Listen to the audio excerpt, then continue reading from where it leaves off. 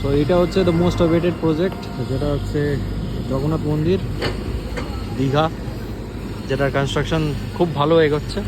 Almost hopefully এই বছরের মধ্যে কনস্ট্রাকশন কমপ্লিট হয়ে গিয়ে এটা ইনঅপারেট হয়ে যাবে। রাস্তা দেখতে পাচ্ছেন এক্সপ্যানশনের কাজ চলছে, রাস্তাটাকেও নতুন করে করা হচ্ছে যাতে প্রচুর ট্যুরিস্ট আসবে এখানে দর্শন করার জন্য। তো এটার ভেতরকার ভিউ আমি আপনাদেরকে দেখিয়েছি, অ্যান্ড খুব শীঘ্রই একটা ড্রোন ভিডিও আসছে আমার চ্যানেলে। Stay tune for that video.